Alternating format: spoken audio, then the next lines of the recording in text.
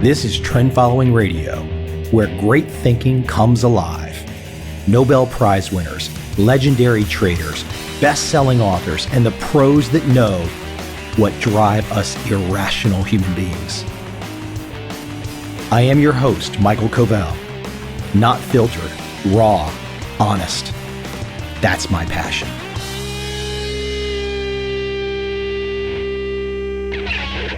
Unknown to many, there is a great connection between successfully trading and successfully playing poker. The winning traders and the winning poker players both think in terms of odds. At all times when you're betting your hard-earned money, you need to think of odds. You always want to put the odds on your side. What do I mean? Look at the lottery. People have no chance to win. The odds are stacked against them, but they still play. They will always play in every country. Larry Hite is famous for putting the odds on his side as a trend-following trader for now going on 3 decades plus. That means betting big money when you have a chance to win big and not betting big when you're guaranteed to lose. Larry is one of my favorite traders and favorite people. Why do I like him so much? More importantly, how can his experience help translate to increasing your net worth? Let's start back in the day. Hite joked with me about growing up. He said that he failed at blocks in kindergarten. Out of the gate, that should put his views on formal education into context. Like many rags to riches success stories, Larry Hite grew up in the prototypical middle-class New York area apartment. His father owned a small business, but there were no silver spoons for the kids. Hite was blessed. He calls it blessed, with learning disabilities, vision problems, and by his own account, a short attention span. With a big smile and a touch of sarcasm, he proudly stated that those problems were the secret to his success. They made him a great trader. Well, those issues really didn't cause his success, but knowing that Hite overcame many negatives is where your inspiration should start. How can you become a trend-following winner like Larry Hite? First, be curious. Hite first read an article about commodity trading in Playboy. That spurred him to go see the local winner who was working at a commodities broker in the neighborhood. This broker explained that if Hite put down $2,000, he could make $1,000 a day. Hasn't everyone heard some version of that scam story? These kinds of guys don't know anything about pork bellies, gold, or stocks. Even if you, like Hite in the early days, are naive when it comes to pork bellies, you immediately know that a $2,000 investment will not make you $1,000 a day, or at least you should know that. Hite saw another obvious contradiction. Since he was in jeans, dressed exactly how he wanted, and sleeping as late as he wanted, how could a broker who had shown up promptly at 9 o'clock to work for the man make him rich? Irrelevant information. It's another day at the grind and you're listening to a financial advisor pitch you on investment ideas. One broker gets up and tells you that he can be your money savior. His reasoning? When he goes to a company to talk with management, he can tell you what color the CEO's eyes are. Hite looked at that real-life broker, a true story, and thought, geez, he's one of the stupidest people I've ever met in my life. The color of the CEO's eyes does not matter. There's no data that blue-eyed guys are better than brown-eyed guys. You have to stay supremely focused on exactly what is relevant. What information is verifiable? What can you actually know that's not just someone's opinion? Then if it's verifiable, is it relevant? And if you have the right verified and relevant information, what follows? You can't just take information. You have to process it. And you have to think that most of the information available, like most opinions, is suspect. I've actually spent a great deal of time with Larry Hite. His lessons are fast, furious, and can jump from one idea to the next in quick speed. Here are some of my favorite quick gems from Larry Hite that I know will spark aha moments in you and your trend-following trading. That is, if you still have a pulse. First, there's a great book by Ted Williams about hitting. Williams divided the plate into sectors. He figured out there were a certain number of sectors in his strike zone, like a chessboard, and he figured out his batting average depending where the ball came across the plate. He was that detailed. He was thinking in odds. He was finding good, useful information that could possibly help him to improve his batting average. Number 2, pretend you have a friend who has made a fortune in the sanitation business. His beginnings were in a trailer park, and after hard work, he made a small fortune. Your friend decides that the silver market will go up, which it does. It goes way up, but then it starts to sink like a stone. When silver begins to fall, he calls and says, "It really can't go down." You don't know. I don't know. Larry Hite doesn't know. The market is simply telling you that you're wrong. If you have a trade that is going one way while the market is going another, how can you be right? True story. That accomplished businessman wound up living back in the same trailer park before his success. Number 3. The first part of the winning process is evaluating who you are and what you're comfortable doing. You have to figure out what you can do. You have to ask yourself, who are you? What's important to you? By the way, what I'm reading right now, this is from my book, The Little Book in Trading. And many of these quotes are exactly verbatim from Larry Hite. Number 4, it doesn't stop there. Ask yourself, could I do this? Could you do it again, and again? Do you like doing it? For example, Larry Hite likes trading systems. He doesn't just take action on a whim. He likes action to fit into context. That's the mentality he needed to be a trend-following trader. Number 5, what do you want? What is the purpose of doing this? What is it that you're investing in? Are you investing for appreciation? Are you investing for income? What is it that you want, and how are you going to find yourself an unfair, in parentheses, legal advantage? Next, ask yourself another question. When? When is this supposed to happen? What's the time frame? If you think something's going to happen, when is it going to happen? The wins are going to tell you how much you're going to make and what your return is going to be on a compounded basis. You have to know the answer. Next, how is it supposed to happen? You need a goal, but in order for the goal to happen, what needs to occur for you to get from where you are today to where you want to be tomorrow?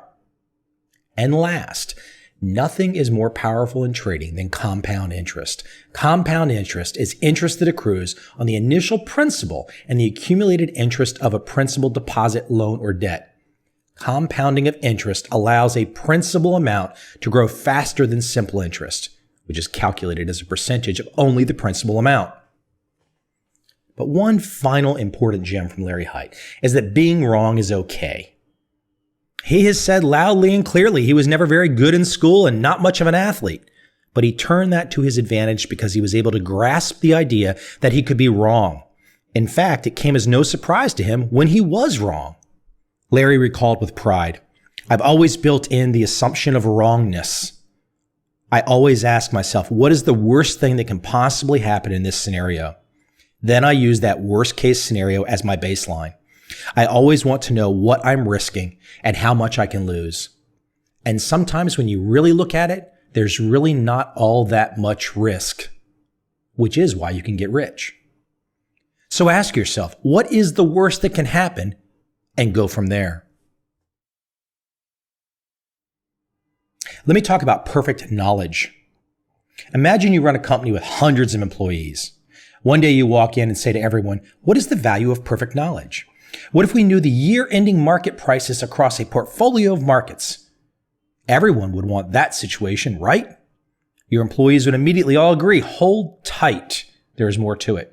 With perfect knowledge of what the prices would be on December 31st of any given year, how much leverage could you use to get maximum advantage at the beginning of that same year on January 21st? That's an interesting question to ponder. Hite found that even with perfect foresight of the ending year price, you could not sustain more than 3-to-1 leverage because you can't predict the path a market might take while heading to the ending December 31st price. Think of it this way. Google is trading at 300 today on January 1st. I'm just making up a number about Google. But at the end of the year, I'm telling you in advance, it will be at 600. What would you do? Get every credit card you could and buy Google? Use every bit of your margin in your brokerage account? Buy all the cheap options you could? After all, you have perfect knowledge of the year-end price. So back up the truck and load it fucking up, right? Wrong. You can lose. How? Real simple. Even though you know the year-end price of Google, it could go from 300 to 50 first and then to 600. That potentially volatile up and down path can massacre your account. And if you have added leverage on top of leverage, by the time it's all over, you may have lost your house. Pretty clear to see what Larry Hite means when he talks about respecting leverage. Let me take this in a slightly fun direction for a moment. Still talking odds and probability and trading and Larry Hite, but now dating. And I do have a fun video on my YouTube account, youtube.com/trend following, where you can actually watch Larry talk about this a little bit. So here's a funny, true dating story about the ability to win by properly thinking in terms of odds. You're a young guy. You're a freshman in college. You could be an old guy. You could be in your 40s. You could be in 50s. You're still thinking about girls. One thing, girls. How do you meet them? How do you get one? Larry Hite has a solution for all guys unlucky in love, and it's all about numbers. Imagine leaving the house routinely. You see the same guy pass you, always with a fabulous looking woman, not necessarily the same one, yet you walk alone. Now, I'm not attempting to say that you should be dating a different girl every day. You have to make that judgment. Larry's not saying that either. I'm just giving you a story. One day you say to the other guy, "Excuse me." You ask how he meets the beautiful women parading by on his arm. "Where do you find all of these good-looking girls?" And he says, "Not a problem." He says, "Look, it's really simple. Whenever I see a really attractive girl, I go over and say, 'Hi, my name's Harry. I'd like to buy you a cup of coffee.'" Yes, Larry's friend's name was Harry. He added, 1 out of 10 will go for coffee with me. 1 out of 10 that go for coffee will end up being more serious. Larry thought that this was one of the greatest examples of thinking in odds that he had ever heard because it involved the two things that he was most interested in: probabilities and the opposite sex. Not only is this story about numbers and odds, the more people you meet, the better chance you have, but it's also about rejection, read loss. Can you stand to be rejected? Can you stand to lose? Which brings me back to risk. 9 times out of 10 is how often you're going to lose with this dating technique. But it comes down to the simple question: is the risk worth the reward? For many, whether those looking to date or those looking to trade, the risk is certainly worth the reward. The trading game is about bets, and Larry is clear about that. There are 4 kinds of bets. There are bets you win and bets you lose. There are good bets and bad bets. You can win on a bad bet. You can lose on a good bet. But the point is, you do a lot better on good bets. Ask yourself, what's a good bet, and are you regularly taking them? Another great question that Larry Hite has posed to me many times: how much can you lose? It starts with what you can tolerate. How much money are you willing to lose in a trade? You want to let the market have room to go within your preset stop parameters. You're always in control of this, and you always know what you are doing no matter what happens. You are making sure that you are as prepared as possible. Now, of course, you can't be totally prepared because that is impossible. A meteor wiped out the dinosaurs, for example. But you can be prepared enough to handle whatever problems may arise in your trading and handle them correctly. Read, get out when your stop is hit. If Greenspan and Bernanke could be fooled by the economic crisis, what could stop Larry Hite or you from being fooled as well? Nothing. But at least Hite knows that. He starts from an assumed position of ignorance. You have to be realistic, but you don't actually have to do anything. You can go broke by ignoring this wisdom too. It comes down to, you have to know what you don't know. No matter what information you have, no matter what you're doing, you can be wrong. A friend of Hite's who amassed a fortune in excess of 100 million passed on prescient lessons. If you never bet your lifestyle from a trading standpoint, nothing bad will ever happen to you. And if you know what the worst possible outcome is from the outset, you will have tremendous freedom. Freedom from what, you say? Stress, for starters. The simple and timeless truth is that while you can't quantify reward, no one knows when the big trend will come, and no one knows how big it will be, you can quantify risk. Non-academic jargon: you alone control how much of your limited supply of money you're willing to lose. And guess what? We all have some version of a limited supply. Breaking this down to brass tacks, a constant principle within Hite's trading: never risk more than 1% of your total account on any one trade. If you only risk 1%, you are indifferent to any individual trade, and more importantly, it can't kill you. I want you to have one major numero uno takeaway from Larry Hite. You don't trade markets, you trade money. Oh, by the way, Larry has appeared on this podcast. He's definitely a legend. I didn't talk about those details in the very beginning of this read. I wanted you to see the wisdom first. Hite is without a doubt one of the founding fathers of systematic trend following trading. He founded Mint in 1981, Mint Investments. By 1990, it was the largest trend following fund in the world. Larry later formed a partnership with the Mann Group. Mann soon bought AHL, another trend follower named after its three founders, including David Harding and Martin Luke. Martin has appeared on my podcast as well. In the last few years, Larry went in another direction and started ISAM, a trend following firm with his longtime Mann colleague Stanley Fink. When asked how he came to the decision to join ISAM, Larry Hite painted a lesson. Many years ago, I had a client, a gentleman in the baked goods industry, who came to me after having sold off his business for $10 million. In discussing his investment options, I told him this kind of thing doesn't happen often, and he corrected me, explaining that he had indeed done this very type of deal several times. He went on to explain that he had an incredibly simple formula for success. First, he kept to an industry he knew very well, which was bakeries, obviously. And second, he only partnered with men in their mid-30s. They were still young enough to have energy and youth, he pointed out, but old enough to have been tempered by experience. I could immediately see the beauty of this fellow's philosophy, and I've always kept it at the forefront of my mind when I considered ventures of my own. I want to finish with one last excerpt from Larry Hite. This was not in my book directly, but this is something Larry has composed. He gave to me many years ago. Perhaps it's on the internet, perhaps not, I'm not sure. It's titled, "Life is a Bet." Life is nothing more than a series of bets, and bets are really nothing more than questions and their answers. There is no real difference between should I take another hit on this blackjack hand and should I get out of the way of that speeding and wildly careening bus. Each shares two universal truths, a set of probabilities of potential outcomes and the singular outcome that takes place.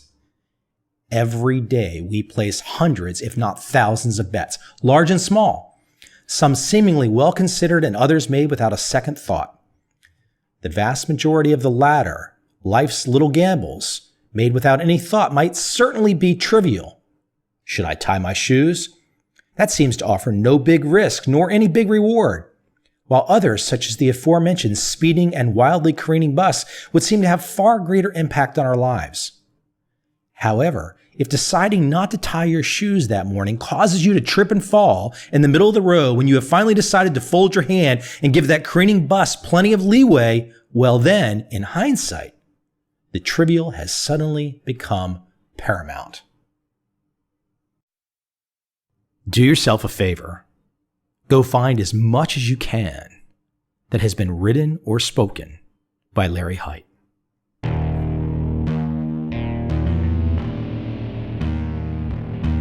I see a time when those awake will understand how to make money in up, down, and surprise markets. Whether new trader or experienced, college student or financial advisor, protecting against a crash or just trying to make a lot of money, trend following offers everyone an answer in uncertain times. To get started immediately, send me an email, michael@covel.com. I will send you the right trend following steps to take along with my free video. But if you want to buy and hold, trust the government and trust Wall Street, this is absolutely not for you.